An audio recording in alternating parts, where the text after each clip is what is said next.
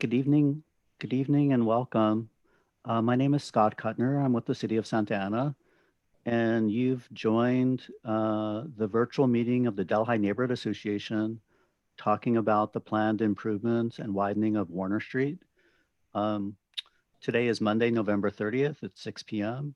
We'll be starting our meeting in just a couple of minutes, and so please just stand by and we'll kick off our discussion within just a few minutes here. Thank you.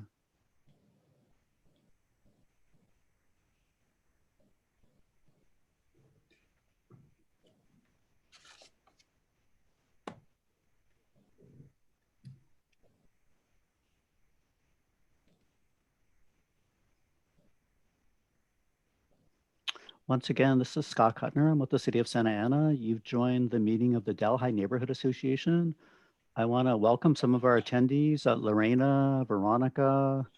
We've got some participants with just the phone numbers, ending with 7064, ending with 7329. And one other participant, I'm not sure I can make out their name. The last name ends with HUYNH. So welcome, you guys. You'll have an opportunity to ask questions. We can unmute your mic during the meeting if you'd like to ask your own questions during the presentation. And we'll be starting our meeting in just a couple of minutes.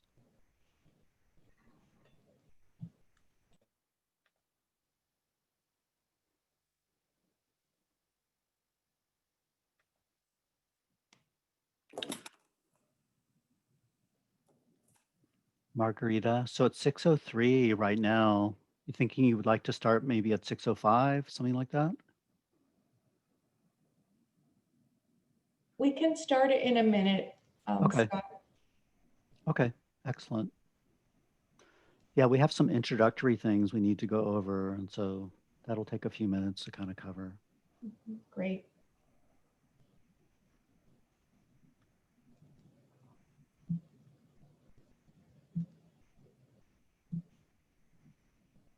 So hi, this is Scott again. I just wanted to welcome Melissa to the meeting.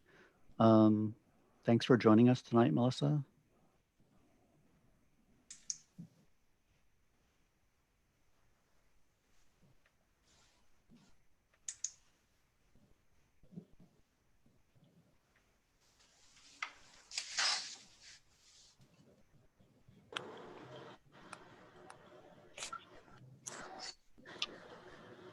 Hey, Melissa. Hi. So, hi. So, each of our attendees, will be able to unmute their mic during the meeting and ask questions and things like that. I just want to make sure your mic is working. It sounds like it is. That's awesome. Okay, sounds good.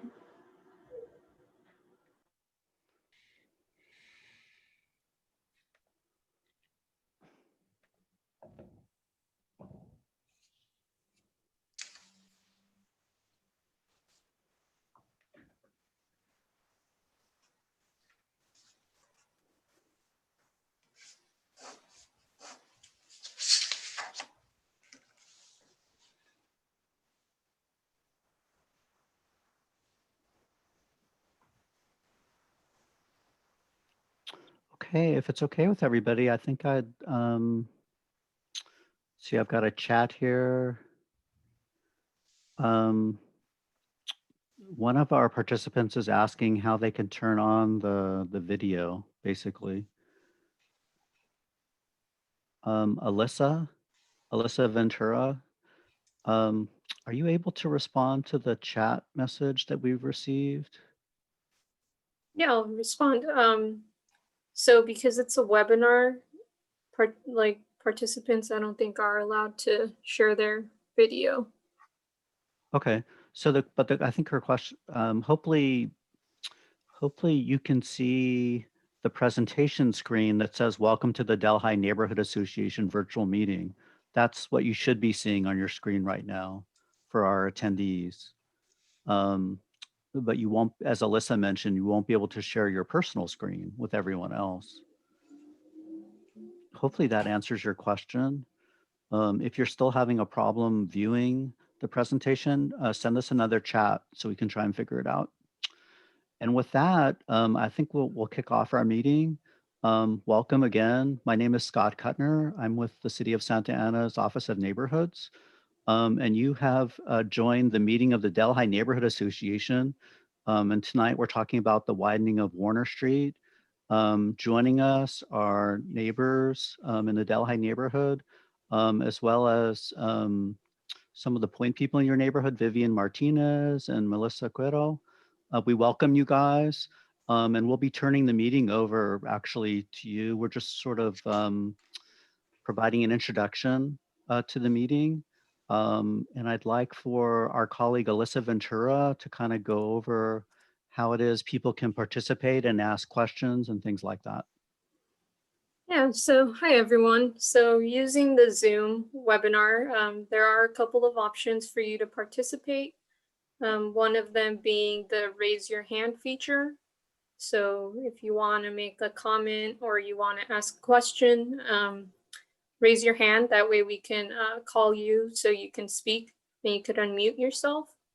So that's one feature. And the next one would be if you want to ask a question by typing it in, you could use the chat box or the Q&A box to ask your question.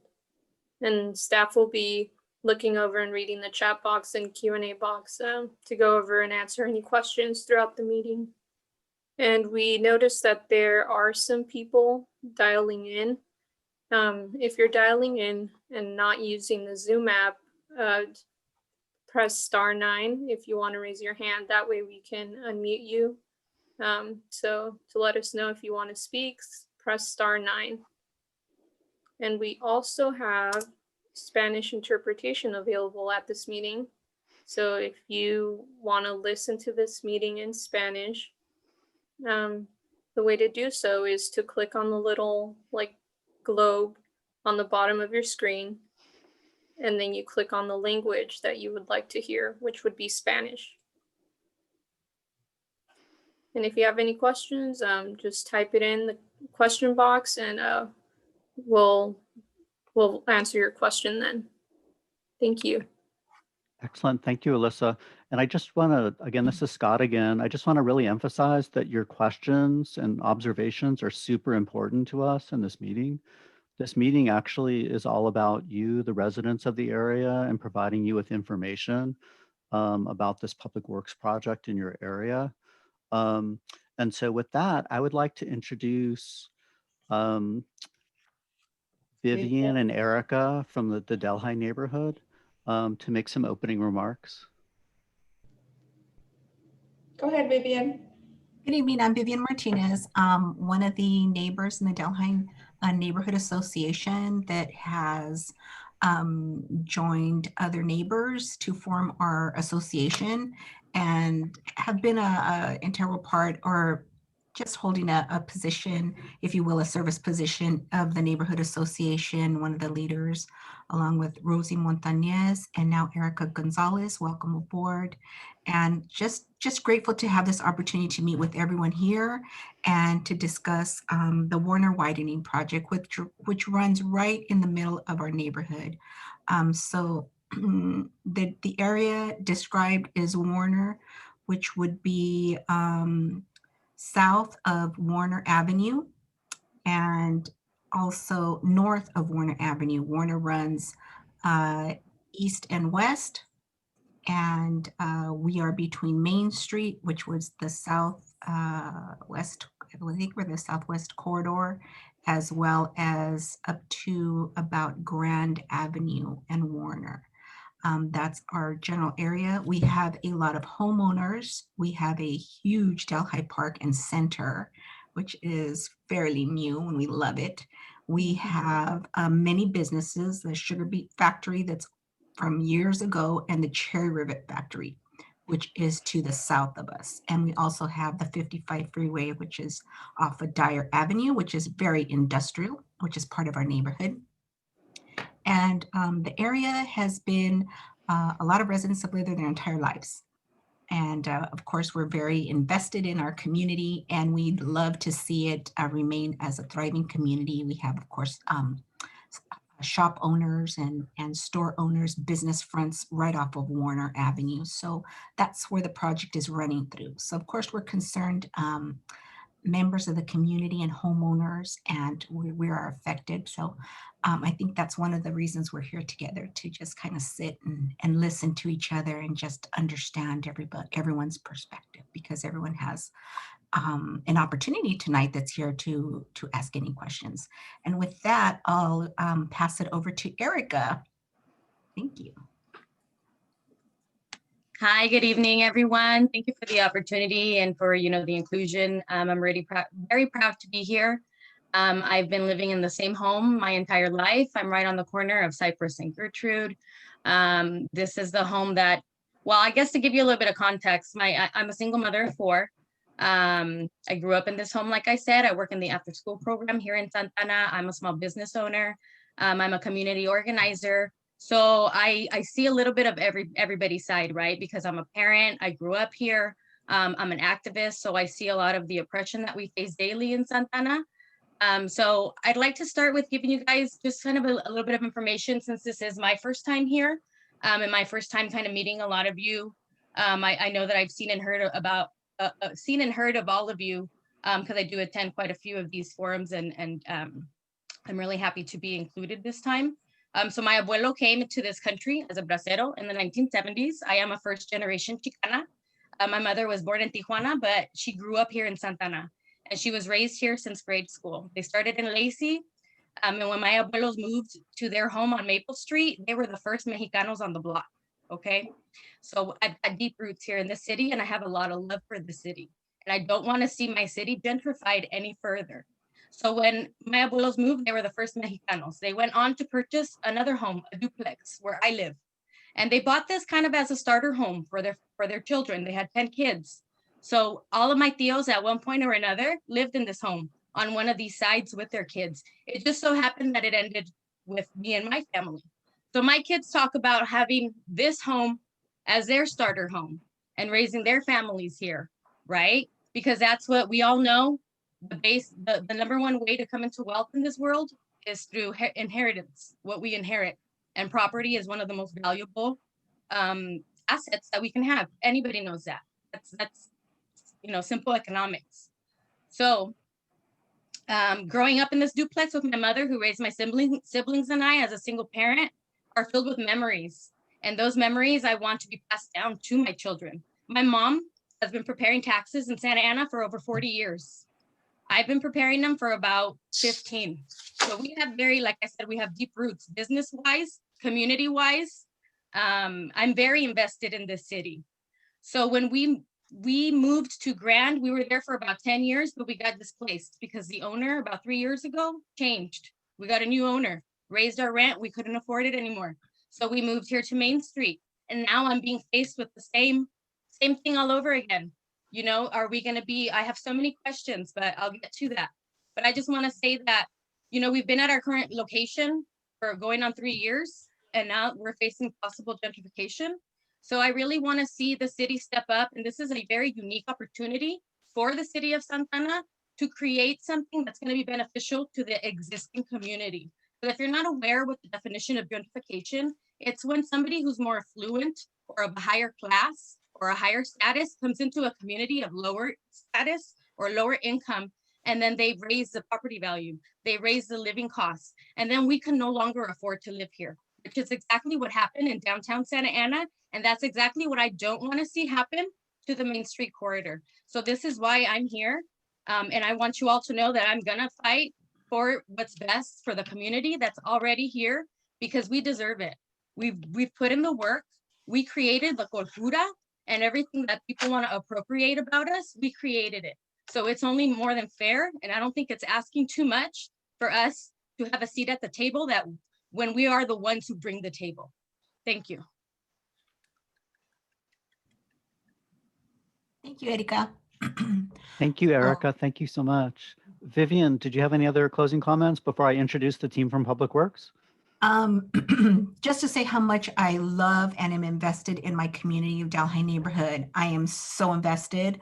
Our property at 128 East Warner is where my great grandpas came in the early 1900s and settled in there. It's still standing today. I remember running around that yard as far back as I can remember, and all my family who I've forwarded information for them about this Zoom meeting. So our hearts are here in Delhi. They're never going to leave. And this affects all our family, even though they're not still around in Santa Ana. They are watching from other areas as Phoenix, Big Bear, other areas in Orange County and beyond. So I'm very invested and I'm very concerned. I also have a property that was left to me by my dear aunt on Hickory Street that will be taken as part of the project if it continues through. And yeah, so I'm in it to win it. I'm invested. I'm in Santa Ana all the way. And I love our neighborhood. It's an awesome area to live in and raise children in and shop in and go to eat in and to go to the park and play in. And we're just thriving. We're just awesome. We are off the chain. So thank you very much for letting me share. And I love Delhi. Thank you. Awesome. Okay, thank you very much, Vivian and Erica. And we'll circle back with you kind of as we get a little bit further into the meeting. With that, we'll go back to sort of the agenda for tonight, which is to discuss the widening of Warner Street. We've got our team from Public Works. We have our Executive Director of Public Works, Mr. Nabil Saba, participating with us, along with our City Engineer, William Galvez, Kenny Nguyen, a Senior Engineer, along with David, looking for you. David Ramirez is joining us, and Michelle McAuliffe. And so with that, Nabil, would you like to provide a brief intro? Sure. Good evening, everyone. Thank you, Vivian and Erica, for the introduction. Thank you for the invitation to the Delhi community update here. We are more than happy to work with you on this project and other projects within your community. Tonight, we will focus on the Warner Avenue improvement, which is a project that has been in the works for a while now, as you may know. And again, my office, Public Works Agency here in the city, is open for dialogue and suggestion and conversation on the project. The project is in the design right now, and we are in the, as you will see, that we are in the process of acquiring some of the properties to make the winding happen. But again, I am here to answer any of your questions and concerns, not just tonight, but also in the future. If you see anything that you want to discuss that with me, please feel free to connect with me. Now I'd like to introduce William, our city engineer, and also Kenny Nguyen and David Ramirez, and also Michelle, to give you the presentation. But again, thank you very much for the invitation. I will be here to answer any of your questions now. And again, if you have anything for me or any discussion points that you would like to talk to me tonight or in the future, please feel free to let me know. I'm here to help. Thank you. Thank you. With that, I will introduce William, our city engineer. Yes, good evening, everyone. My name is William Galvez. William is in English, Guillermo is in Spanish. I'm fluent in English and Spanish. I will be here for the duration of this meeting to answer questions at the end. I'm bilingual, so I can handle questions in English and Spanish. And then I am in charge of engineering. And so if Nabil wants something done, he'll come to me and he'll make sure that it happens. So hopefully, this is a positive meeting. I will be here also taking notes and ensuring that I can answer questions that you might have. So this project has been called a widening project, and I want to make sure that we properly call it. It's the Warner Avenue improvements. There is some widening taking place, of course, and the project is between Main and Grand. It's about a mile stretch. And before I continue, I just wanted to let you know that we're going to be presenting slides 1, 2, and 3. And at slide 3, I'm going to hand it off to Kenny, and we're going to pause to take any questions that you might have before we proceed. Then we're going to proceed and we're going to pause a couple of more times during this presentation. And that's so that we have opportunities to answer questions that you might have. So with that, can we go to the next slide, Pedro? Or David, I'm sorry. To me, David Ramirez is Pedro. And so anyway. Go ahead with it. The meeting agenda is to provide the participants with a project recap. We want to touch on the purpose of the project and a general description. We also want to let you know that this project has been going on for quite some time. And so we wanted to let you know about the number of public meetings that we have had where we've taken community input to make sure that this is a project that not only accomplishes what we have to accomplish with the grants that we have and the funding that we have commitments on. We want to be able to perform street improvements that the community wants. And then we would provide you with a project update in terms of the schedule and what are the next steps that are occurring. And then of course we would open up for questions and answers. So that's a recap of the entire agenda. Can I have the next slide, please? So the Warner Avenue improvements does involve widening.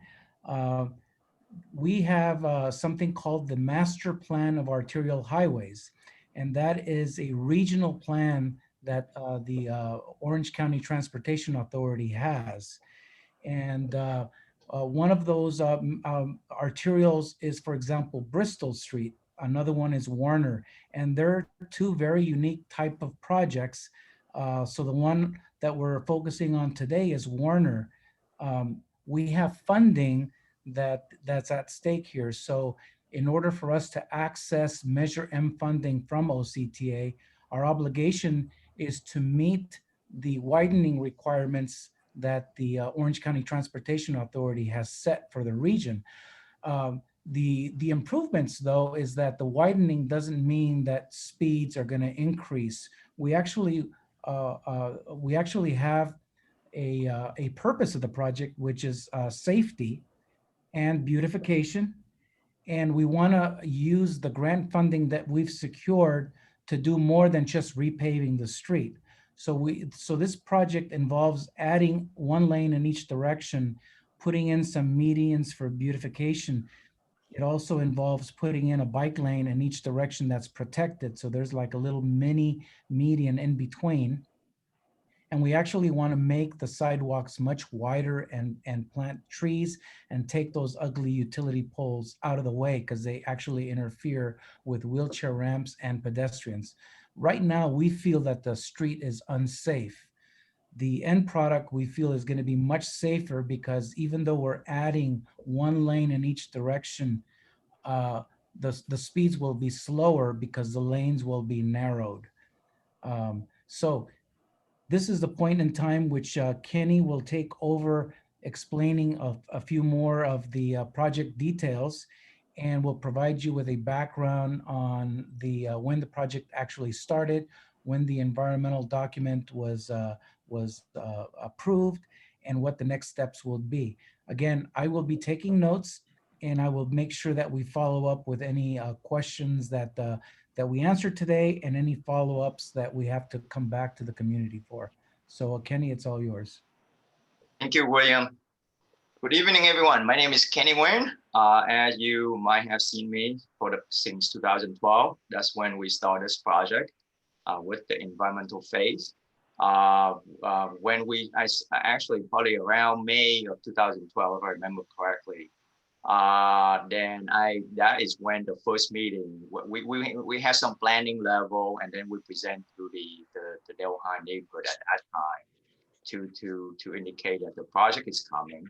And we also, throughout the next 3 years, from 2012 to 2015, we host around 15 public meetings to gather the feedback, and so that we could incorporate that into the proposed improvement.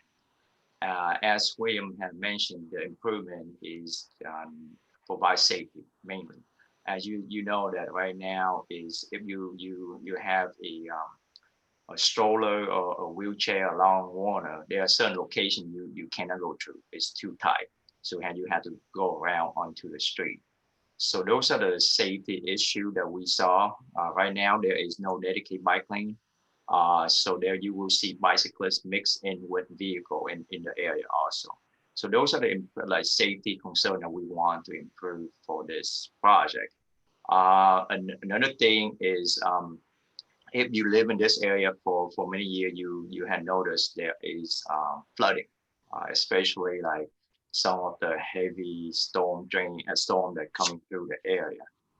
So as part of that, we will install in a large storm drain box to add in capacity so that it reduce the amount of flooding in that area.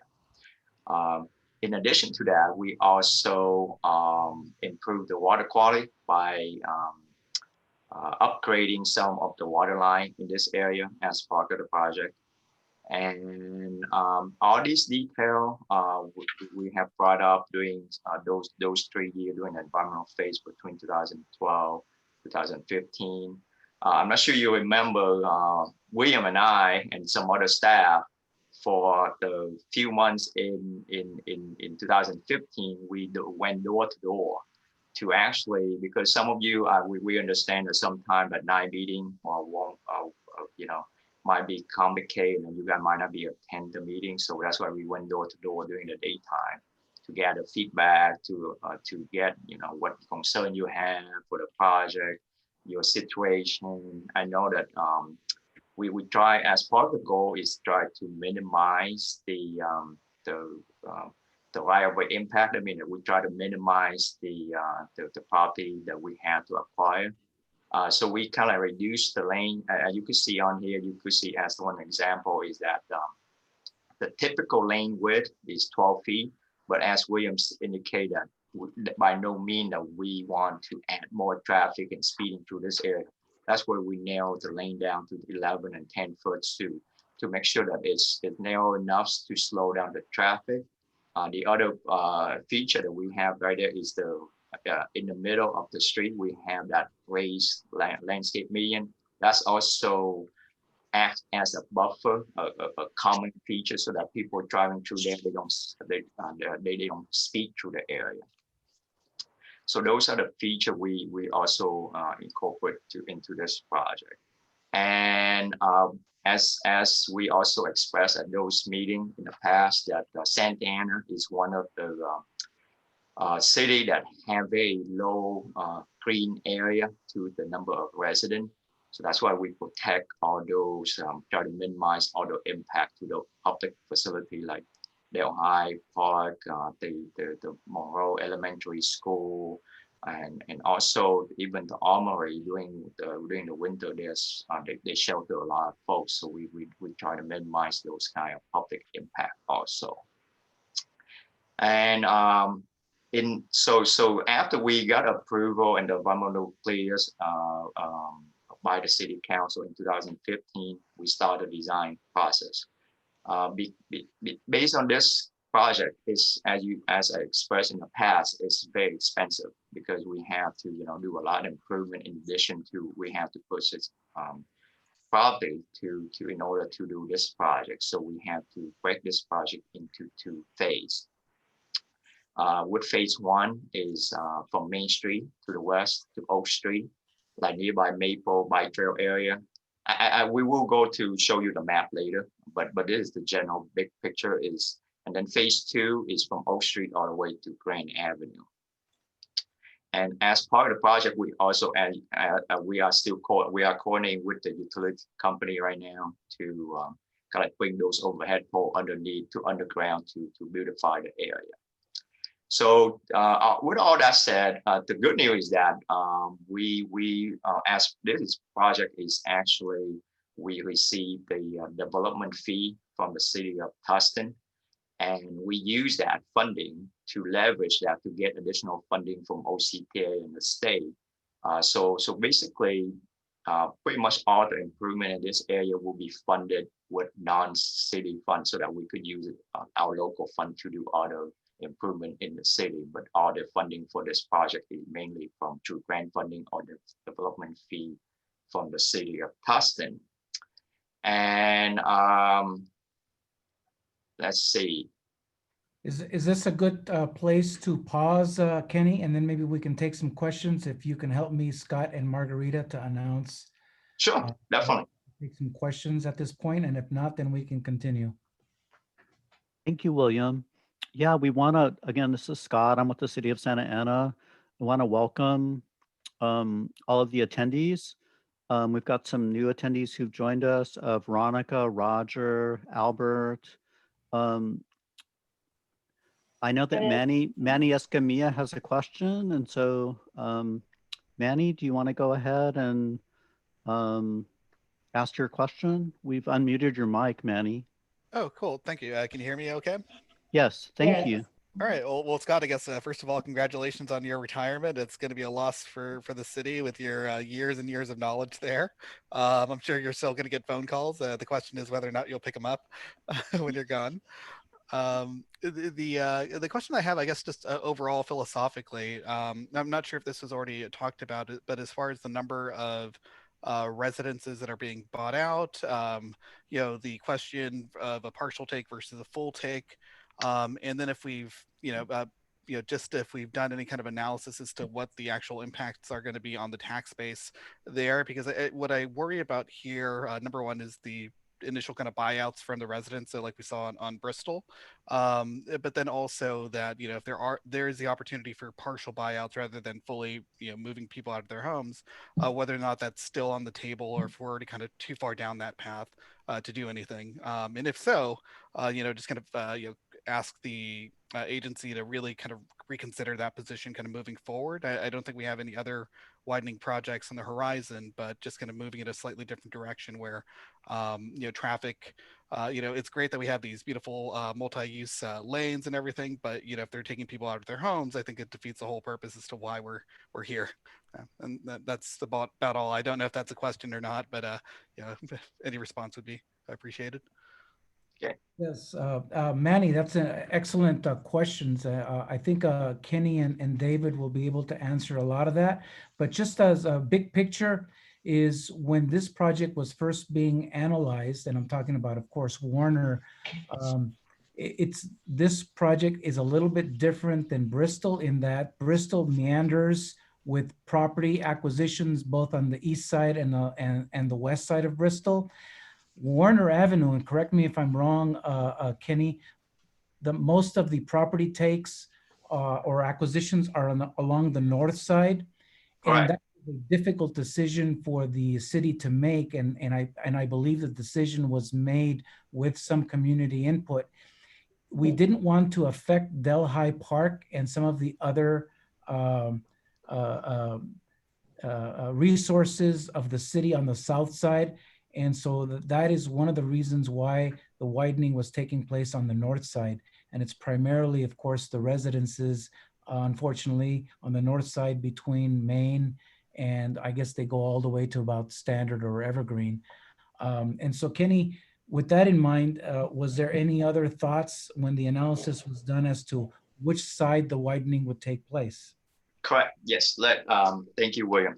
So basically, back in 2012, when we first started on this project, we considered several different options.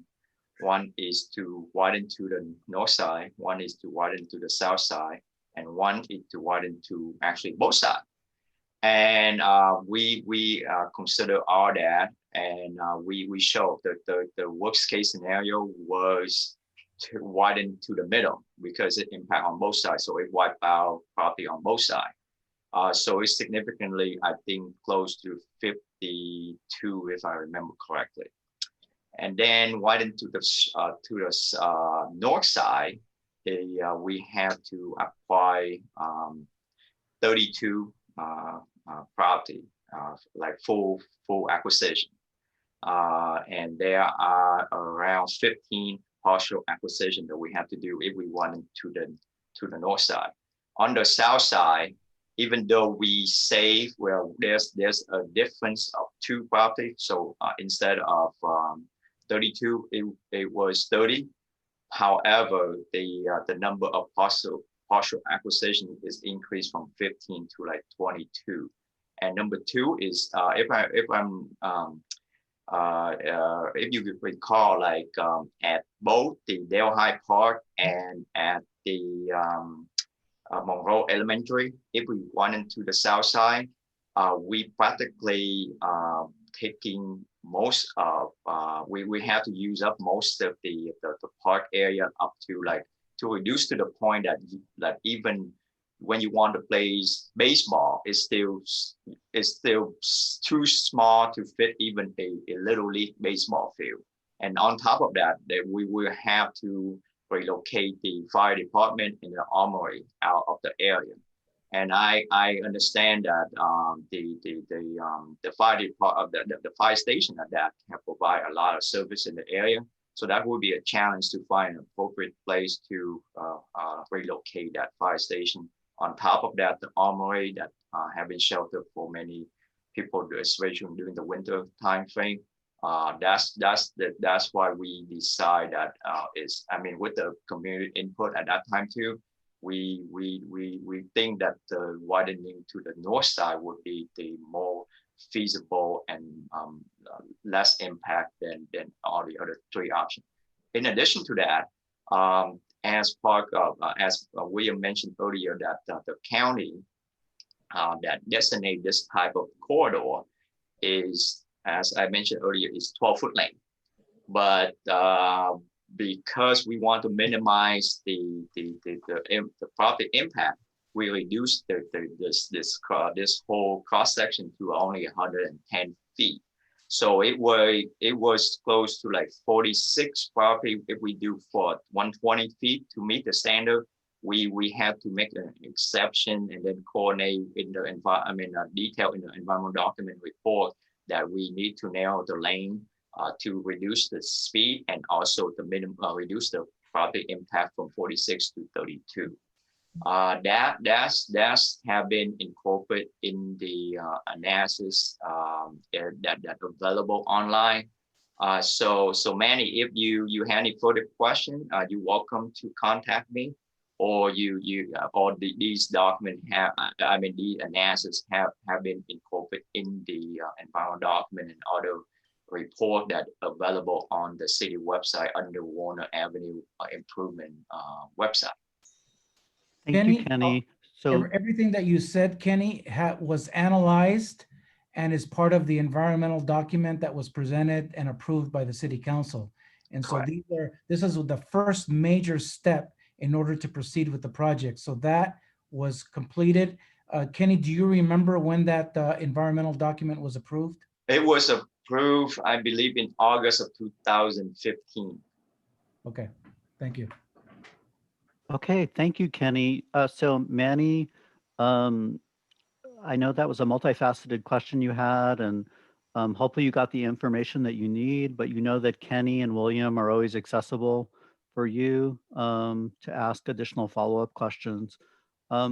With that, we do have another question from a property owner in the area.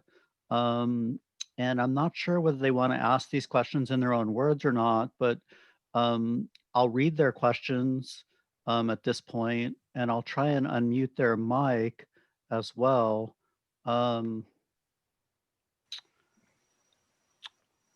Hello, sir. Owner of the Kilson property, are you available? Yes, sir. I am available to answer. Oh, welcome. Would you like to ask your question yourself? That's right. Because the owner, as you say, duplex 2241 and 2245 South Kingston, we have a big problem. Communication with the office execution is per se. Many transactions, we arrive at the final counter offer on August 23, 2020, but never the city of Santa Ana replied to our counter offer, no mail, no email, and we received the proposal at the beginning without the phone of the office and then address of email. What then happened? Okay. All right. So if I understand, this is Scott again, and I'm going to turn it over to William and Nabil in just a minute. But if I understand correctly, you own the property at 2241 through 2245 South Kilson Drive. And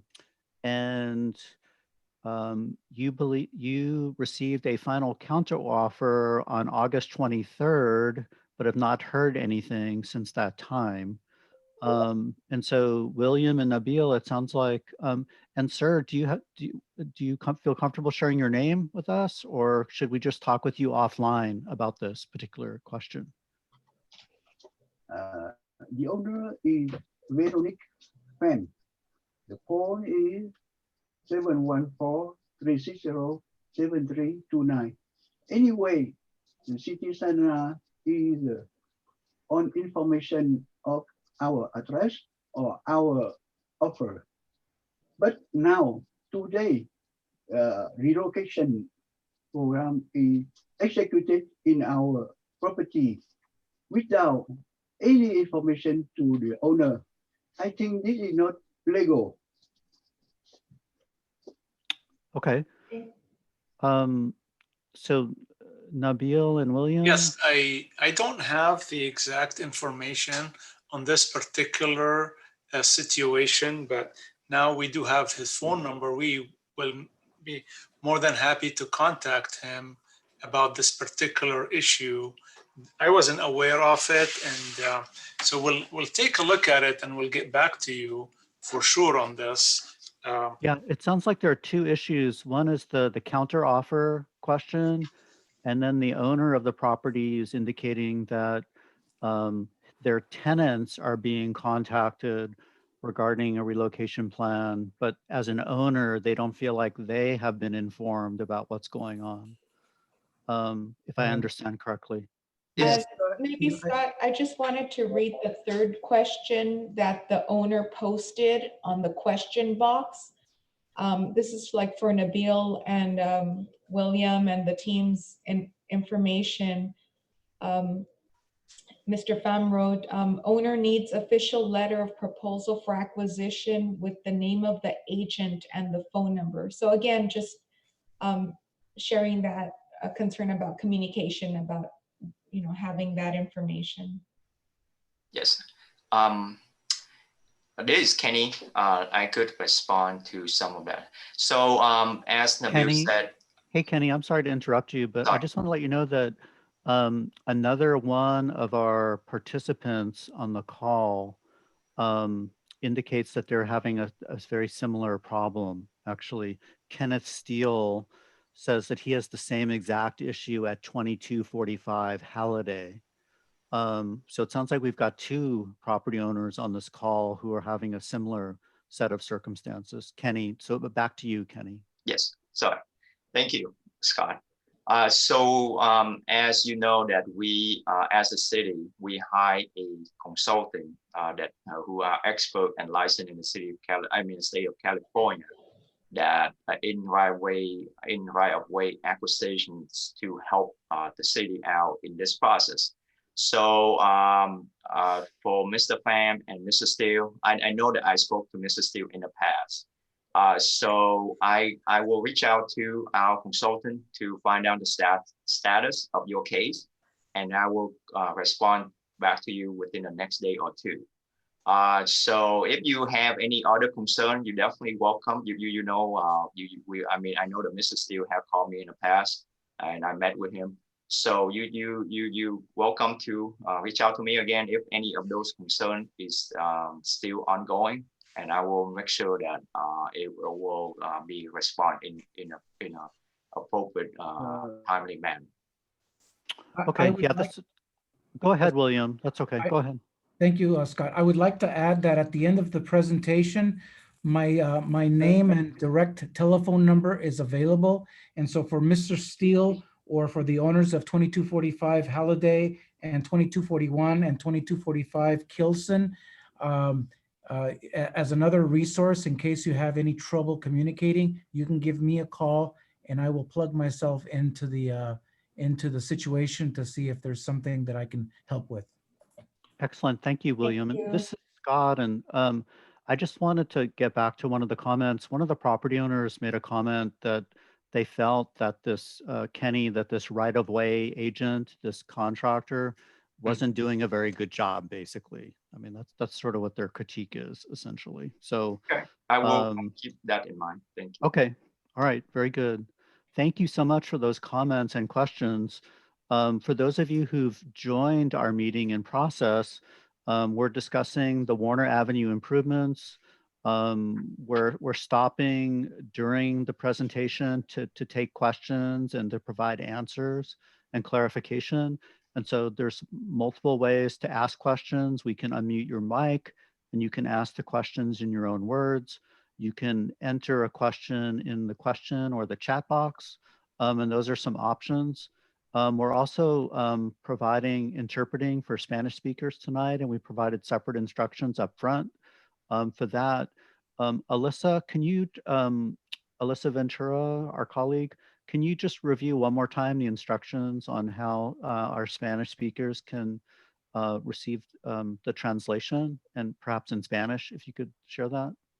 Yeah, si alguien necesita interpretación en español, sí está disponible durante esta junta. Lo que tiene que hacer para que pueda escuchar esta junta en español, va a tener que hacer clic en un círculo que va a dar la opción que hay interpretación y después va a hacer clic en el idioma que va a ser español. Y así va a poder escuchar esta junta en español. Gracias. Excellent. Thank you. Thank you very much, Alyssa. Okay, so I'm not seeing any additional hands raised or We have additional another, sorry, questions. Scott, a follow-up question from Kenneth, and he wants to know, when will all the full takings need to be closed by? So the acquisitions. So as I detailed with Mr. Steele in the past, we are coordinating with the utility company to, as part of the conflict, and also we pretty much, our plan is pretty much done, 99% done. So we need to incorporate the last few items that we need to coordinate with the utility company. And also in addition to that, we need to also coordinate with the construction between phase 1 and phase 2, so that it minimizes the impact to the safety of the community in the area. And I have expressed in the past, like tour around fall, winter of 2021, we plan to finalize the property acquisition process to start the construction in the beginning of 2022. Okay, very good. Thank you. Okay, so at this point, this is Scott again. I'm not seeing any additional questions or hands raised. We have a hand raised, Scott, by Melissa. Oh, excellent. Okay. Go ahead, Melissa, if you want to ask your question. Yeah, hi. My question is, who came up with this idea of the Warner Avenue improvement? And are these people, these homeowners, are they being forced to sell, or what's going on? Because I honestly think it's fucked up that you guys are gonna get rid of the north side where people live and whose homes have been paid off. Then not, so why can't you get rid of Wells Fargo and the other businesses that are there? Why does it have to be the north side? Okay. Maybe I can just briefly start the answer by emphasizing that we did analyze property acquisitions on the north side, like Kenny said, on the south side, and on both sides. And the analysis was presented to the city council, and the council approved the environmental document, which showed that the analysis taking the properties on the north side, the analysis showed that that was the least impactful. You also asked as to why this project was being done. And as you know, Warner on both sides of this stretch is wider. And we, at peak, morning peak and afternoon peak, traffic hours, say between 4 and 6 p.m., the traffic is backed up. It's lined up with cars. And so we believe that that is actually an unsafe condition. You have a lot of cut through traffic through the Delhi neighborhoods. So we wanted to make the streets safer. So that's really the purpose of the widening. Unfortunately, it does involve property acquisitions, which is not a nice thing to go through. But we felt that the benefits to the entire city and to the neighbors around this project, the long-term benefits will outweigh the unfortunate property acquisitions that we're going through. I don't know if you have anything to add, Kenny. Well, you very much cover everything. As I indicate that on the south side, there are a lot of public facility like the park, the elementary school, the fire department, the armory. So that's why we didn't decide in a vacuum. We share that those analysis and finding with the community and share with city council before they approve the option with the least impact to the whole community as a whole. Thank you, Kenny. I see that Erica Gonzalez also has her hand raised and has a question. Erica? Yes, thank you for the opportunity to speak. It's not so much a question as it is a comment. I would like to state and be very clear that I asked multiple times at multiple forums, multiple meetings, will any existing buildings be affected? Multiple times, multiple. And now I'm hearing that an entire side will be affected. And then you guys wonder why we're so upset. And you wonder why I'm so angry at your lack of transparency. Why was this not made clear? When was this decided? This has been in the works since 2015. I'd like to point out that the district attorney sent a letter, Xavier Becerra sent a letter 2 weeks ago asking that the city council not approve the general plan because of your lack of community involvement. I'd like that to be very clear and be on the record. You guys are on, the district attorney is watching your every move because you have been so, you don't take our input into consideration. You don't ask us for our permission, and you think you can just come in and displace us. I 100% agree with Melissa and what she said, because that's messed up. I have been coming to you. I had to look for you guys. I have lived here for 35 years. I've been to I heard of one meeting regarding this, one meeting. And don't lie and say you've been planning it since 2015. This has been in the works since 2011.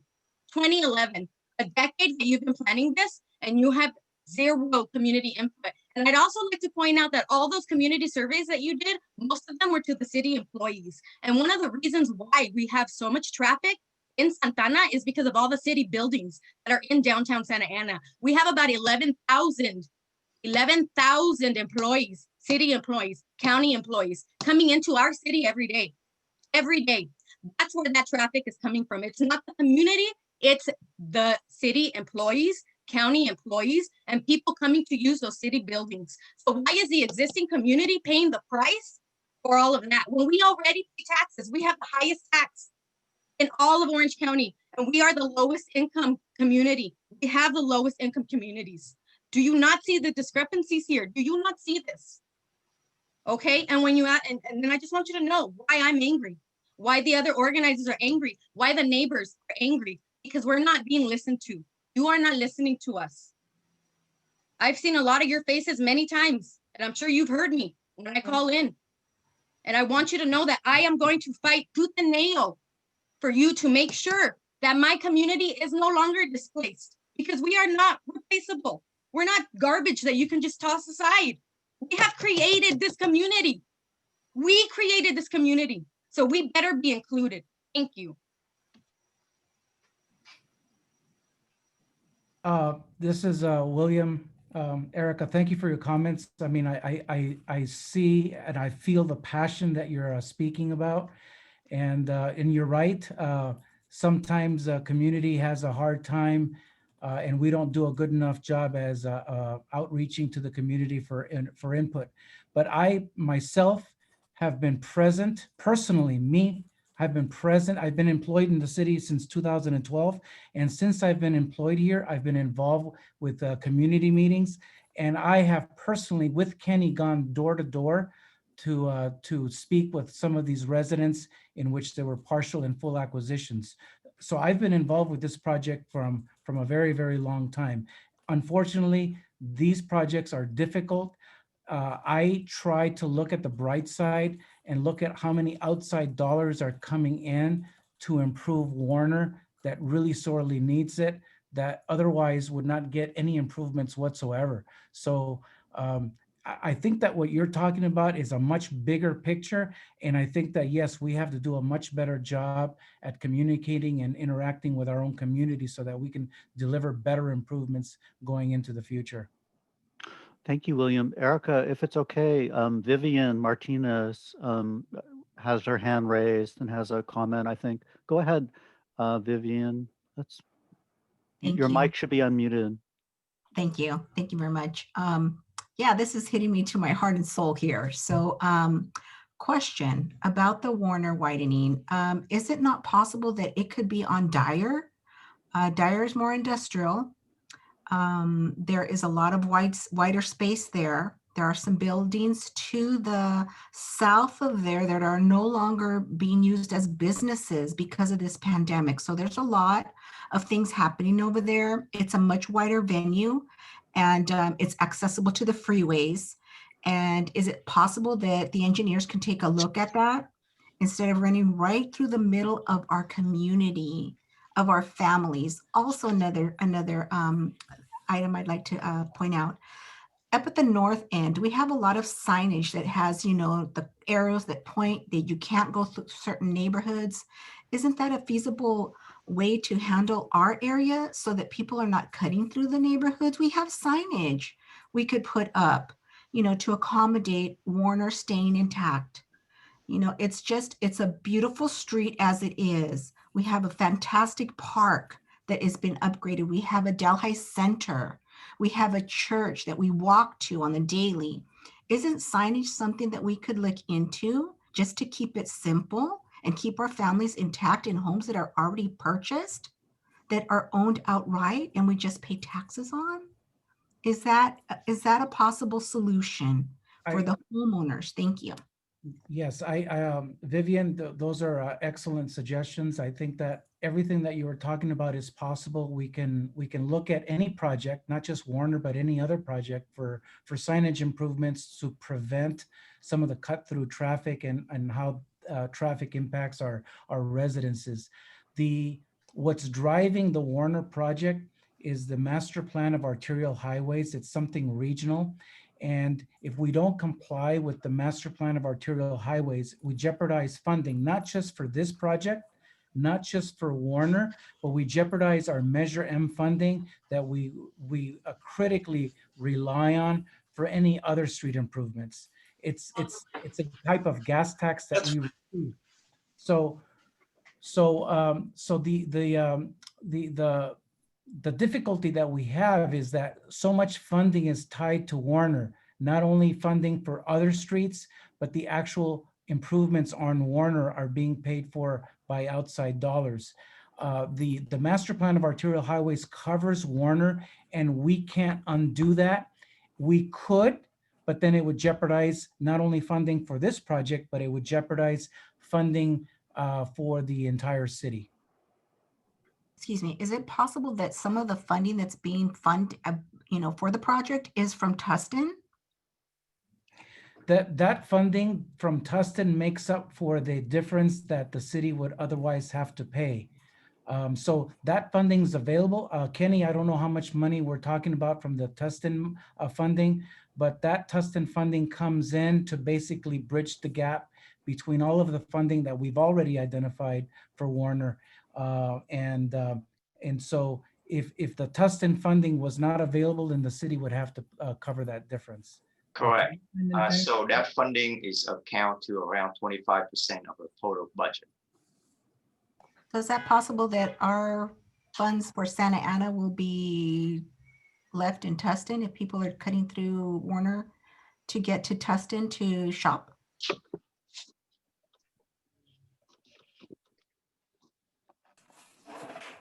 Did we lose somebody?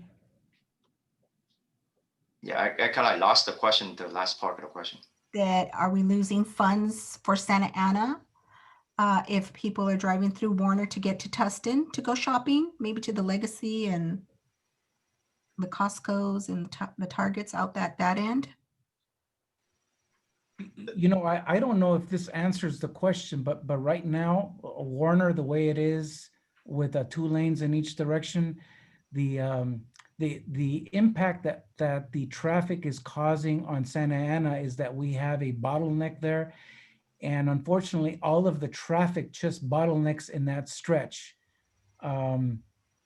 We see that as a huge negative. I don't know if that answers your question, but obviously if we relieve some of the traffic is gonna improve regionally. We're hoping that we're also gonna see some improvements for the local community because we don't want traffic moving faster. We just want the extra lane for more volume, but we wanna actually slow traffic down. Again, I don't know if that answers the question. Hi, this is Scott, and I'd like to suggest, if it's okay, it doesn't appear we have any additional questions at this point, to let the Public Works staff present a few additional slides, and recognizing that there may be additional questions sort of as we go along. If that's satisfactory with everybody, we can sort of pass it back to William and Nabil and Kenny. Yes, Scott, and by the way, we're not moving away from this subject. I think that the next slides that we're going to be looking at will actually focus on some of the questions that we have. So this next slide, I think, is appropriate, and it'll flow well with this presentation. So yeah, I think that we should move on, and we're staying on the project though. Scott, this is Nabil. I just wanted to let everyone know that I now will be shifting to my phone. I need to be at some other location, but I will be using my phone in this connection. So I am not gone, but I will be on my phone. Hopefully I don't lose you. If I do, I will redial back again. Thank you, Nabil. Thank you so much. And and so back to William. Yeah, so Kenny, I think you can move on to the next slide. And Good, thank you, William.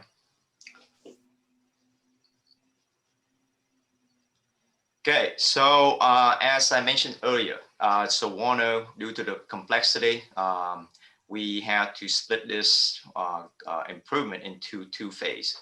The first one is from Main to Oak Street. And this involved, and you could see that on like the highlight in this exhibit right here, are the red are the one that we had to fully acquire. And because the corridor, like as I mentioned earlier, I mean, this is only for phase 1. Okay, so we acquired 18 fully acquisition and 7 partial acquisition. Partial acquisition is the one in the P with the circle in the blue. And we as part of this, and you could see that yeah, we had to acquire that Arco station and several residential unit to the east of that. And on the south side, we were able to save the Armory, the Monroe Elementary, and the Delhi Park. So go to the next slide, David. So basically, the design phase starts. I'm sorry, Kenny. Hi, Kenny. This is Scott. I'm sorry to interrupt you. Could we just go back to the other slide and ask David to maybe magnify it a little bit so we can? Okay. The viewers can kind of see the parcels and some of the notations that you're referencing. because I wasn't able to see them very well on my computer, and so it's possible that some other people maybe weren't also. Yeah, so the red shapes you see here are the full acquisitions. The one with a P and a blue circle, that's the partakes that we did for the project.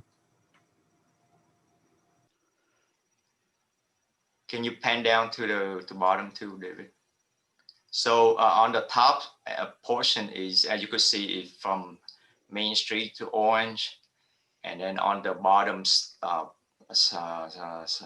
exhibit is from Maple to Oak Street.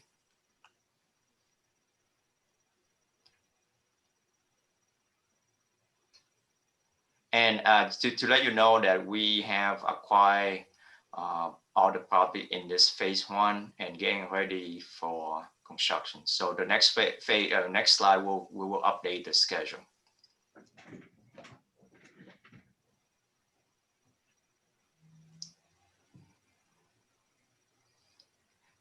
Okay, so this one is to update the status, the schedule status as indicated from 2012, 2015. We cleared the environmental document, and in 2015 we start on the design of phase 1, and we acquire. I mean, we receive the funding fully funded.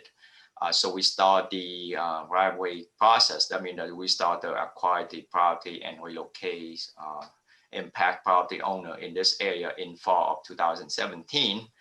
And we have very much wrapped up, and we wait until January 4th to start advertise for construction of this project. And that's going to begin in sometime in spring of 2021. Because this is involved wet utility, that is the storm drain and the water line. In addition to that, we had to underground all the overhead pole to go underground, and then we do the widening portion, which is all the bike lane and pavement. So that's whole process take about 2 years. So it will be done sometime toward the end of 2023. So this is a pause to answer any question you might have for phase 1.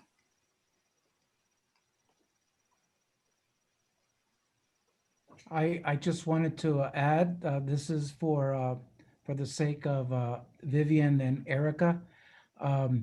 Right now, the phase of, because we've already begun to acquire properties, the funding is already locked in, and we can't pivot away from this project. We could cancel the project, but the repercussions of that is that the city would have to pay back a lot of the funding that we've already received for the purchase of the properties that have already occurred, and for the costs for the environmental and for the design that we've already completed. So, you know, anything's possible. Sure, we could cancel the project, and all of those things would have to be paid back. Those are council decisions. We did want to let you know that we did outreach to the community, and so when we went to the council for the approval of the project environmental, which involves the right of way, it did receive council approval, and it was done in an open city council meeting. And leading up to that, there was also community input advising the community that that was going to be taking place. So we're almost, it's kind of almost too late to do anything different. However, it's never too late to cancel the project. But I just wanted to let you know that, you know, for the dire improvements, those are really good suggestions. And so moving forward, if we needed to do some improvements to dire to help regional mobility, we can still do that. But for Warner, we're already acquiring property. We're already going to be completed with the acquisition of property, and we wanted to start construction in the spring of 2021. I would like also to add to that, William, is that it's not like we also, in addition to refund the money to the grant funding agency, and we also have to we potentially expose ourselves to litigation, because these folks sold their place with the anticipation of this project, and then we purchase them and knock down, demolish their property. So if we don't move forward with the project, we will be obligated to pay additional litigation fee for inverse condemnation. And all the utility company that have been working on this project with all these purchase and stuff, they will also have to pay them for damage because they have coordinating this process from day one.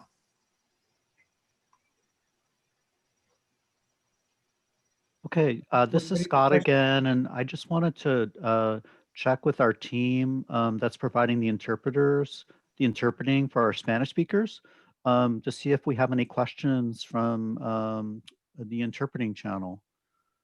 I know we've got our colleagues Giselle and Narcy who are providing the interpreting. Perhaps you guys could either, okay, so I received a message from Giselle saying that that there are no questions at this time. Thank you, Giselle. Thank you so much. Narcy indicates that we don't have any questions either. Okay, so we've answered that. It looks like we've got a few other observations. So Kenneth Steele has typed in a question or an observation. He's asking, how can affected owners learn how much was paid for a neighbor's property? Is it public record, like public information? Is it stated in the city council meeting minutes? Like, how is that handled? Kenny, William, is that a question for you guys to answer? Yes, I could start the answer, Scott. So because of this process involve a lot of confidential information, like, you know, the name, the owner, location, and their forwarding address and stuff. So a lot of those things are confidential information. But we also go to city council to present to for any acquisition process. So some general information can be found out from there, but a lot of other confidential information we cannot share with the public in that regard. Okay, thank you, Kenny. Erica, Vivian, any comments to make before we kind of jump back into the presentation? I would just like to recommend that if all this has already been in the works, that we be able to at least have a say as to what's going to be put on this property. My assumption would be that it is now public land since it's been purchased by the city. And we know that on Warner with the Public Lands Act that y'all violated, you did have a lawsuit regarding that. So I would highly recommend that you work with the existing community so that, because I mean, that, like you said, that property has already been sold. It's already been in the works, but we want to stay in what goes on that property. Like we want to be able to shape the community according to our own vision. So I would definitely recommend maybe like an oversight committee would be my recommendation to watch and to discuss whatever projects are going to be there.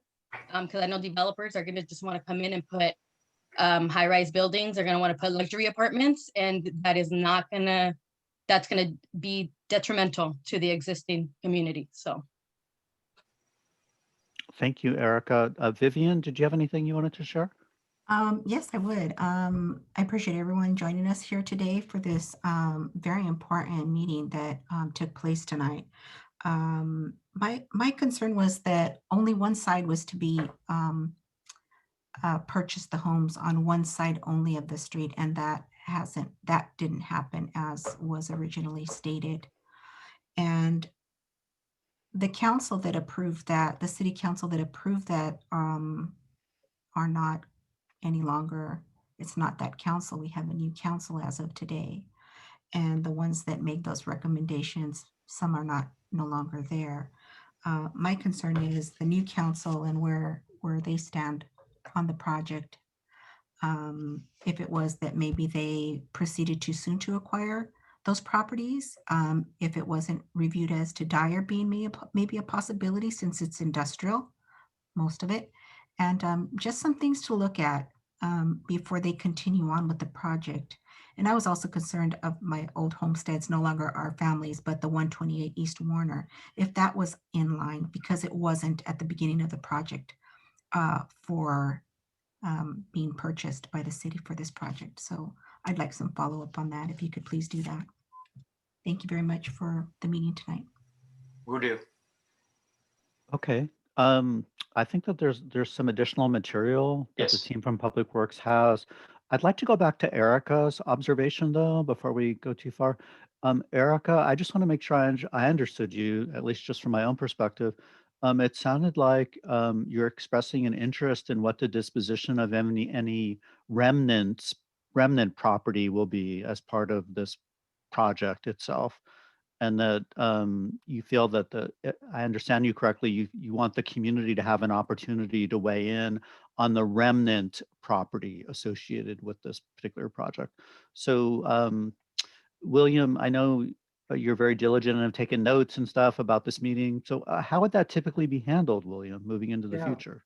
So the acquisitions that are taking place on the north side are full acquisitions. Obviously, the acquisition is so that we can widen the street and provide for the extra lane and the sidewalks and the bicycle and the protected bicycle lane and so on and so forth.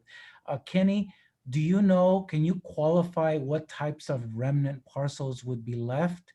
And what would we do with any excess land? And can you kind of characterize how much land we're talking about? Is it maybe a 10-foot wide strip that's going to be left, or? Yes. And yes, Kenny, before you get into that, I'd like to ask, perhaps we could go back to the slide with Correct. the aerial so that we can be looking at it while you're sharing your insight. That'd be great. Thank you. And Erica, hopefully this starts to address the question, the very good question that you asked, because I think many of us are very familiar with, just as an example, the widening of Bristol Street, where there were remnant parcels along Bristol Street. And so it's a great question, and let's have this conversation about that. So David, could you zoom in to maybe the top portion for now? So you could see on this exhibit, so in the middle, the street is pretty straightforward as far like the lane striping with the left turn arrow, all those are in white. So anything in orange would be the either, so the one that David is pointing right now, that's the raised median. But let's go to the north side or the south side where the orange area, that is the proposed sidewalk. So anything that beyond that area would be considered a remnant area that could be redeveloped into future use. Kenny, this is Scott. I'm sorry to interrupt you. So you're saying orange, but I see yellow on my screen. Oh, sorry, yellow. Yellow. Okay. Okay. All right. So it's yellow, and the orange would be the potentially the remnant. Is that? Okay. So on my screen, it looked red to me, but it could be. It is yellow. It's yellow. Okay. Sorry. The line is yellow. Yes. Okay. Sorry. But on this slide right here, anything in yellow would be the sidewalk. Anything on my screen look like red or pink on your screen, that those are the remnant area to the north of that. And if you go further east of Cypress, and you could see here, there's Kenny, I'm sorry, before we move too much further east. So if I understand correctly, between Cypress and Main Street on the north side of Warner, there's a pretty significant amount of real estate that would be considered a remnant, remnant property, like the Arco gas station. Anything that's north of the sidewalk, which is yellow, would be considered, Erica, would be considered a remnant parcel. Likewise, between Cypress and Orange, there's a pretty significant area in the center there. Yes, right. Kenny, which again, if I understand correctly, that would be considered a remnant as part of the widening of the street. On the south side of Warner, yes, that area, that's a pretty significant, Erica, that would be a very significant piece of property there. Okay. I wanted to let you know that Nabil raised his hand. Oh, okay. Now let's, he's on his phone now. I think we're asking him if he would like to unmute himself. Nabil, if you can hear us, you're going to need to unmute your phone if you want to ask a question.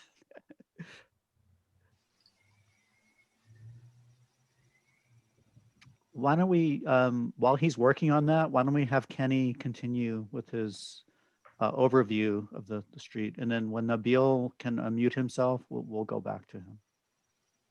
Okay, so I also want to emphasize that these currently are used as residential.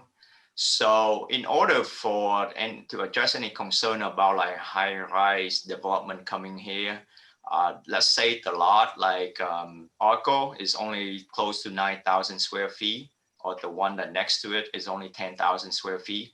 Those, even though it look a little bit large on the exhibit, but those are too small to be redeveloped into any kind of high-rise kind of building. So, and then number two is these are currently zoned and residential use. So unless the city approve for some other thing with the input from the community, they would have to remain residential use. So Kenny, but if I understand Erica's question, and Erica, we can just unmute you if you'd like, so you can ask the questions yourself, but she's just sort of asking, what is the process for the community to participate in those discussions? It's not so much what the zoning is, but it's kind of like, how can people, and Erica, if you'd like to, we're trying to unmute you. There you go. Yes, thank you so much, Scott. Yeah, basically, I just want to know what's going to happen with those little areas, because I know like on the Main Street corridor, they want to put a lot of like art fixtures or like landscaping. So I would just like for the community, the existing community, because this is actually, I live a block away from here. So this is right by my house. So I would like to be a part in whatever is going to be going on that lot, because even though they're not significantly big, they are still pretty large. I mean, that could be like a park, it could be a skate park, it could be a community garden. There's just so many possibilities and so many things that the community really needs that I would like to see those utilized, especially since we really feel like our voice was not heard during this entire process. Definitely would like to have a say in what goes on in those, or what is placed in those places. And so, hi, this is Scott again. And so William, so what typically is the process for that? Or is this is something we'll need to figure out in consultation with the council and our policymakers? Yes, thank you. Thank you, Scott. Yes, I just wanted to kind of characterize what kind of properties might become available once this project is completed. So yes, Erica, the disposition of these properties will have to comply with the Public Lands Act. We will follow that process. I think that after this project is completed, the Warner Phase 1 and the Warner Phase 2, we will have to outreach to the community so that we can figure out what the disposition of these properties will be. But the city can't just sell these properties. We will have to go through a process. I think that the process will be started once these projects have been completed, and definitely the community will be involved. And William, this is Scott again. I apologize for being a nuisance and keep asking so many questions, but so what part of the city is a large organization, right? So what part of the city would be involved in that part of the process?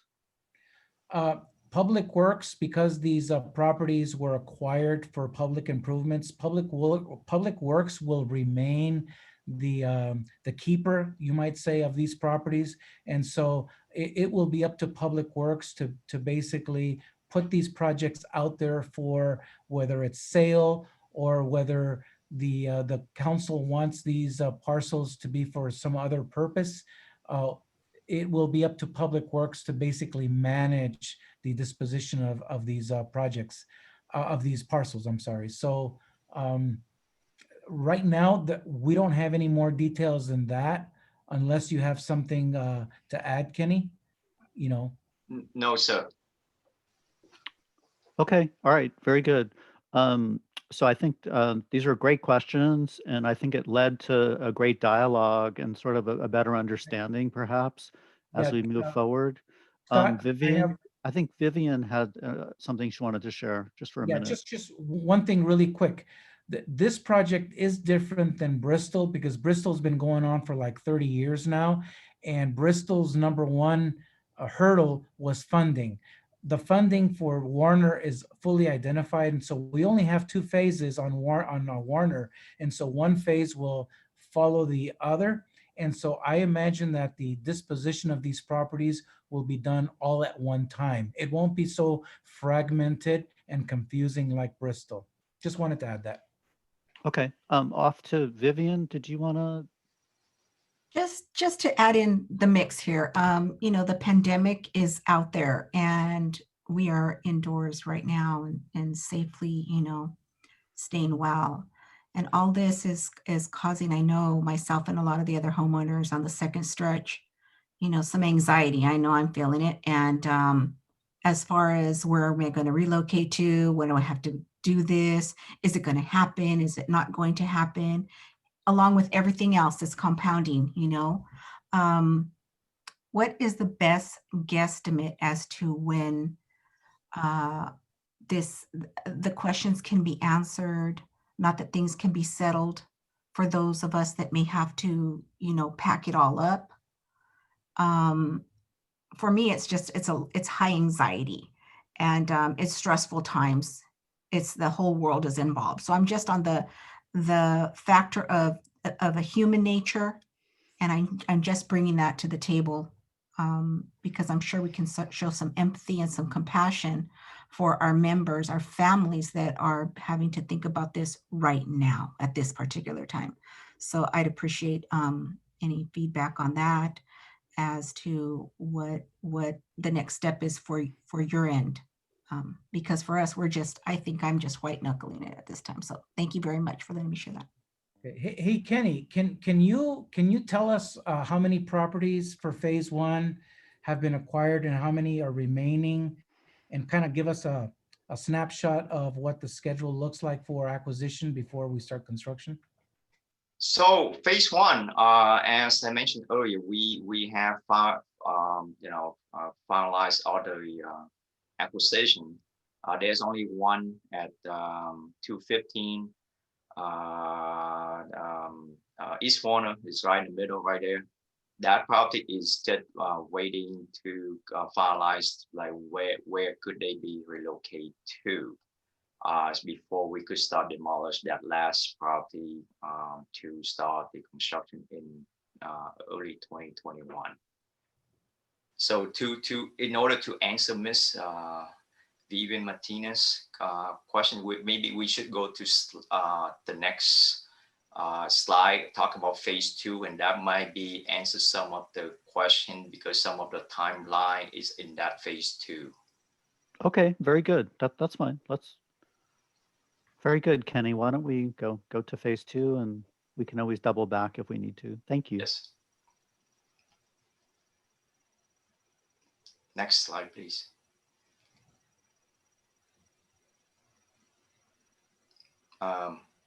Can you go to the exhibit? Probably slide 6. Yeah, there you go.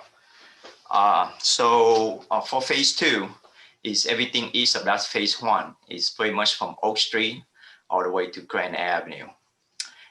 Can you zoom in a little bit so that I could detail maybe the top portion? So, and you could see here along this portion, we were able to save any impact to Delhi Park on the south side, and all the residential unit on the south side has no impact. And with that said, it's from Oak Street to pretty much standard. There's, as you could see here, there's a lot of red area or orange. Is it orange in your screen? So those are the property that will be impact on the north side between Oak Street to Standard Avenue, because everything east of Standard Avenue is pretty much commercial property that are very large. So we only need a portion of those properties. So we only do partial acquisition on those. So with this stretch between Oak Street to Standard, we have a need to acquire 14 residential unit. And everything east of that is around 7 property that are partial, industrial area that need to be acquired partially. Let's go to the bottom portion so that they could see that we acquire those area of those industrial or commercial area in partial acquisition only. And we were able to save the fire station next to Hathaway to serve the community. And the rest are pretty much a small acquisition. As you could see, like heritage paper is just some landscape area. And you could see like between Hathaway and the railroad, that is a new development by Southern California of Edison. So that is a private development that we don't need to have to act, and we don't have to acquire. Most of them have been widened to the final configuration. So let's go to the next slide before we could pause and answer any questions. So let's go to the schedule of phase 2. So for phase 2, we applied for grant funding, and we were able to start the design process in spring of 2018. And about a year later, when we kind of were able to analyze and determine like how much right-of-way impact we have to do, so then we applied for funding and we were able to start the acquisition process in fall of 2019. That's about a year ago. I know that it has been slowing down due to COVID-19 with the coordination effort have been like we had to kind of modify on the fly. We still have tried to reach out to all the impact owner via phone call, but if they feel comfortable enough, then we will be able to still to meet face to face with with all the safety protocol like masks, gloves, and everything at their property if they would like to, or at a kind of public place if of their chosen.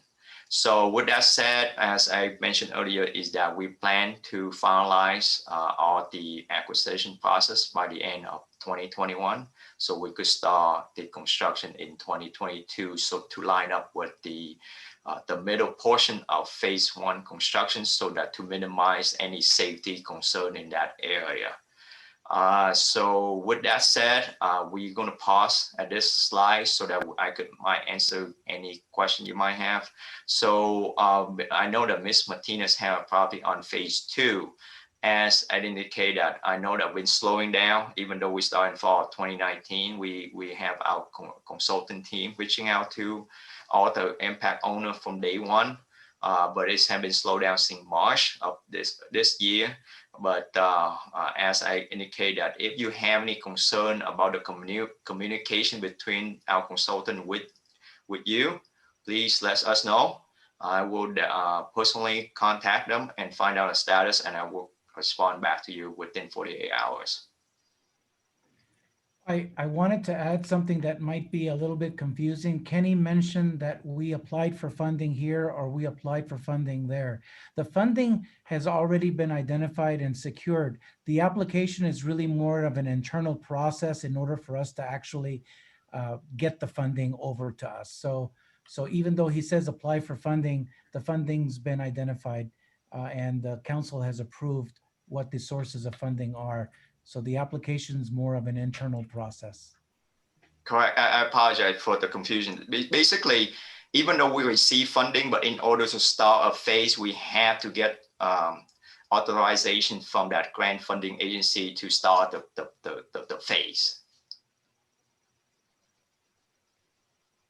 So let's go back to the previous slide, David, so that, that there are probably some question on those. So zoom in most likely on the top portion because that's where the residential unit will be. Okay.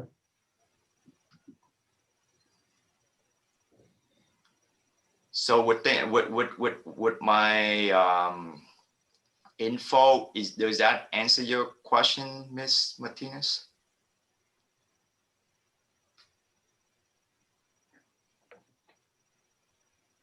Some of the acquisitions are so much deeper than others with the red. Oh, the red is just showing the limit of that property. So depend on how they will configure. Right. So you see that some of them is perpendicular to the street, some of them are like parallel to the street. Yes. So we just go to the limit. I mean, so those are considered as like remnant area. I mean, if they go to a actual building, then we cannot do anything. We have to acquire the whole property as a whole. We cannot just, you know, shave a portion of the property to leave the rest behind, because that's could be potentially safety. Are there any possibilities to move any of these homes, if it were to come to that, to another location within the city? Like to swap it out to another location, an empty lot in the city? I mean, those things could be analyzed. As I said, like it depend on the type of construction, and we definitely will coordinate with the impact owner if they want to move the property. But the city will try to coordinate, but we won't be able to have the proper equipment to move for you though. Kenny, we did get a question from Kenneth.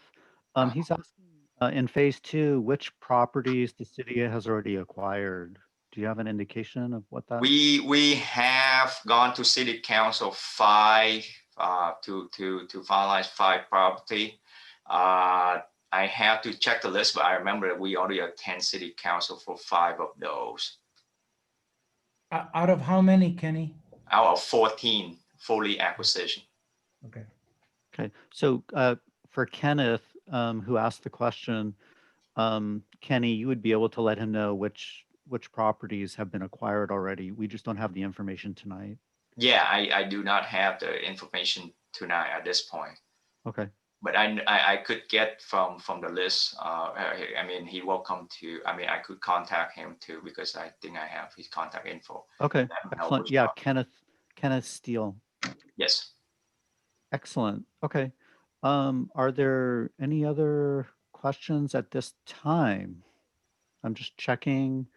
Let's defer to our colleagues providing the Spanish language interpreting, Giselle and Narcy. Are there any questions on our Spanish, from our Spanish speakers? Okay, so Narcy indicates no questions. Giselle says no questions. Okay, very good. So Kenny and 2 William. hands raised. I'm sorry, there's a hand raised. Okay, very good. The first Lorena, we've got Lorena, if you'd like to unmute yourself, you can ask your question. Yeah, just, can you guys hear me? Yes, thank you, Okay. Lorena. Thank you. Just to piggyback off of what Vivian Martinez was kind of talking about, my parents own the property on 2246, and they're already retired, and with the whole pandemic, they're getting ready, you know, to go into escrow. My concern for them is because they're kind of like, hey, I can't take them out and look at new properties. So I just want to know, like, reassure them, like, the city will work with them, like the flexibility, at least hold off until, like, hey, they're able to get a vaccine to actually go out. Like, I kind of feel like, I know my family is very concerned, they're nervous, because now, like I said, they're retired, and now they're, you know, supposed to stay at home with the second wave. So I know, like, that's their biggest fear, like, hey, they're kind of in limbo, what do we do? And they're, like, very nervous. So we kind of wanted some reassurance from the city that, you know, that you guys will work with them until, you know, this passes through. Thank you, Lorena. Over to you, William and Kenny. Yes. Yes, we pledged to work with them. The two major steps that it takes for the property acquisition process is, one, the actual deal between the city, which is the property buyer, and the seller. That's one thing. And then the other is on the relocation benefits. So I know that we have some flexibility for the relocation benefits, and I think that Kenny can can detail how it is that we can work with the owners that or the tenants that need to be relocated. So Kenny, if you can talk a little bit about that. Yes, sir. So basically, for the relocation, as part of the interview that our consultant attend to discuss with you the situation, like, you know, whether you rent, you live there, and if you rent, how much you pay. So when we gather all those information with those backup documents, there's a formula that the state requires us to follow. So there's a guideline. Kenny, hey, this is Scott. I'm sorry to interrupt you, but I think that Lorena's question really has to do with owners because her parents are owners. Okay. That's really what her question is. Yes. Oh, okay. Owner. So basically, the owner is the same thing. We still have to interview them and what their options are. So are they plan to move to another location? Are they plan to move out of city? Are they planning to rent another unit instead of owning? So those are the options that our consultant use to find the appropriate location for them. I mean, assist in that aspect. And also we would be able to use that info to calculate the relocation benefit based on that. And we have a guideline that we have to follow. The state guideline that we have to follow as part of the relocation benefit. But Kenny, how about the timing? The timing, Lorena's concerned about the timing question. Oh, yes. Also. Yes, definitely. So as you're aware that even though the city have closed, finalized 5 acquisitions, but you could see that currently we have not demolished any property in this area due to COVID-19. We have not forced anybody out. We have worked with the property owner or the tenant to make sure that they feel safe before they're moving out. So as I said, like we are kind of monitor the state guideline to make sure that we are not violating anything. We make sure that we work with the resident, the owner, the tenant because as part of this project, I understand that it's very sensitive and it's impact a lot of people in many different ways especially during this pandemic. So we'll do our best to coordinate and assist with the relocation and the timeline and everything. Kenny, so this is Scott, and perhaps you can have the representative who's involved on the real estate in the relocation side connect with Lorena and her family and talk with them. And I'll pass it over to William. I know William has a comment also. Yeah, you're stealing my thunder, Scott. That's although we have a consultant that's helping us at the end of this presentation, you will have Kenny's phone number and my phone number. And Lorena, if you have any issues or concerns, even after this, call me and I will plug myself in to make sure that that we hear out your parents and that we do this in a justified manner that takes into consideration their concerns. Lorena, did you get all that? Yes, and thank you so much, Kenny and William. We will definitely connect you guys with my parents, just because I know that they're very nervous, because they've been here since the 70s, and they immigrated here, and this is the first home they bought and the only home they have. And so I just know that they're very concerned, and I'm concerned for them. And as much as I want to assure them that everything's going to work out, I think if William, I know since you're bilingual, can speak to them, I think that it'd probably make them feel better. And just knowing, hey, that, the city cares. I think we understand, hey, as much as we hate to leave the community, that you're saying, hey, it's going to be for a public good. And I think you guys are trying to do a good thing. And just in the last few months, I know we've had 2 fatalities, one in front of my house and the other one on the other side, So we definitely see the need for, you know, public good in the area, but we also want to know, hey, that you're going to take care of, you know, the people that are being relocated. So. Okay, Lorena, thank you.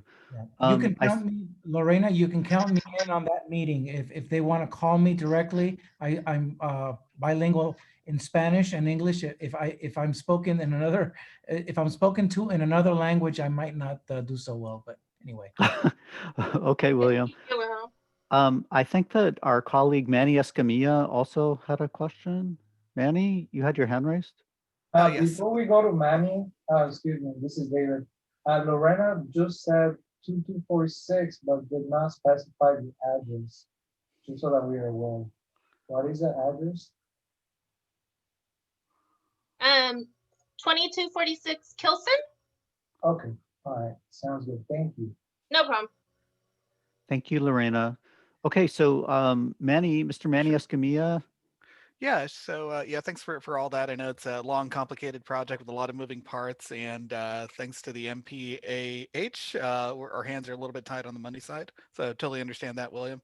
But I just want to, I guess, maybe philosophically, as we kind of approach the redesign for whatever is going to go in here, that it's done kind of in a holistic manner, so that we don't have a bunch of different remnant parcels trying to squeeze in like R1 design guidelines to an area that, you know, all these slots are going to be substandard.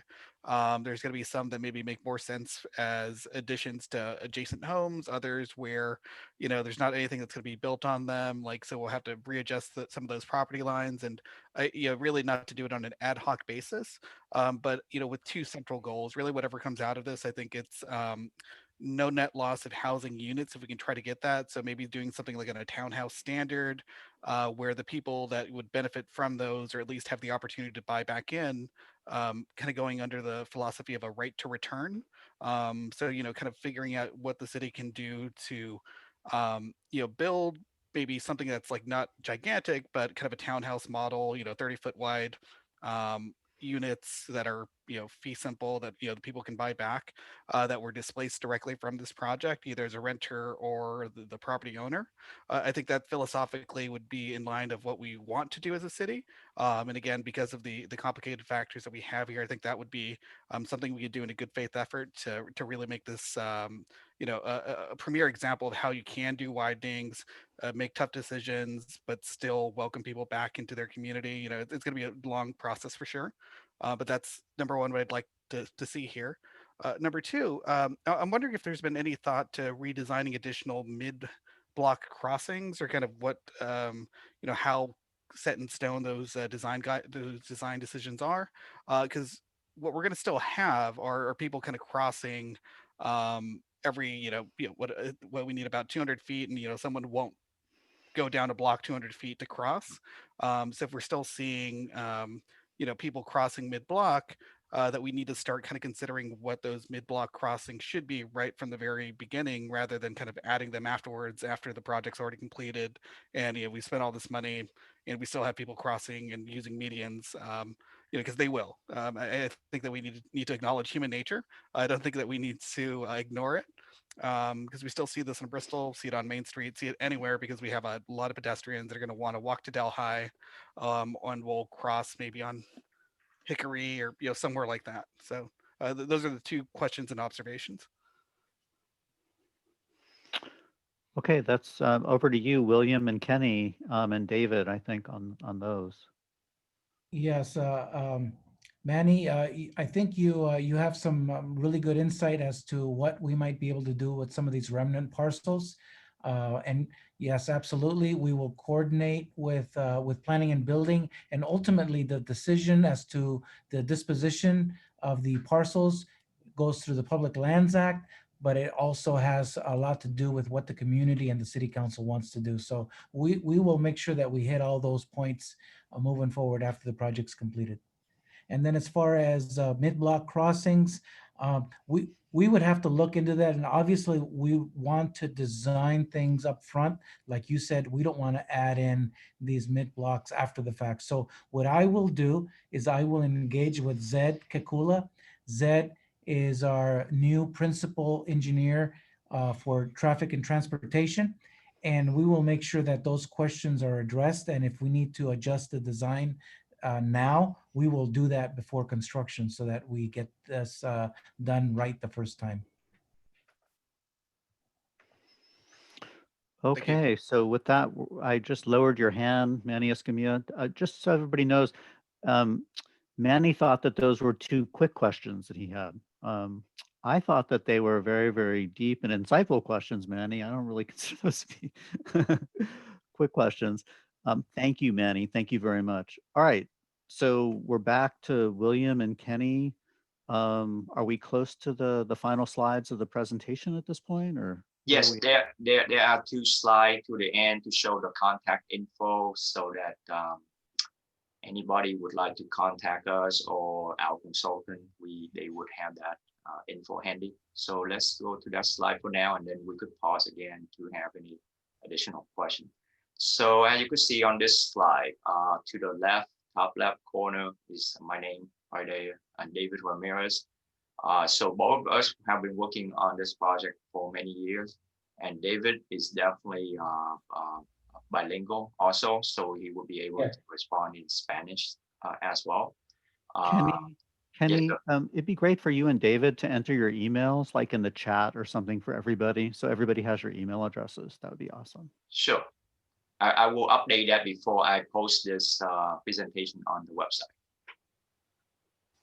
And you could see on the bottom left and to the right, the current consultant that provide this acquisition relocation service for the city in phase 1 and phase 2.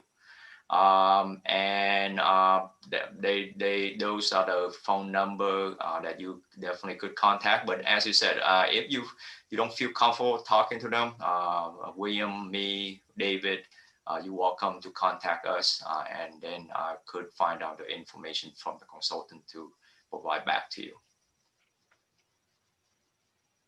Go to the next slide, David, so that show the William info. Yeah, so right here, that's my phone number again, and that's the link to the website of of the Warner Avenue project on there too.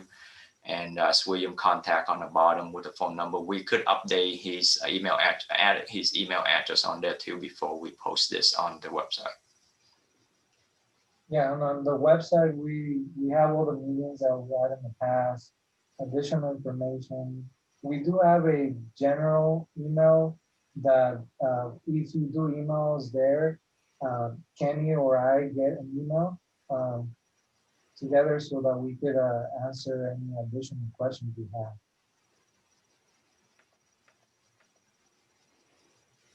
Okay, my colleague Margarita Macedonio is participating. I know she works in this part of town. She's worked in this part of town for many years. Margarita, any thoughts you want to share with the group? I know there's a meeting coming up on Thursday as well, correct? You are mute, Margarita.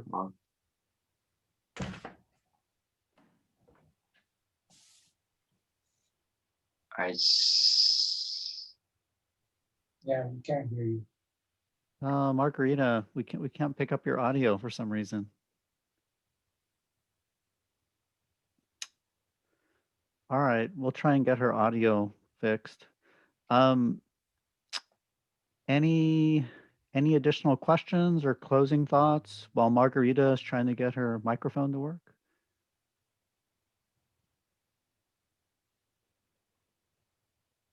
I'm Vivian.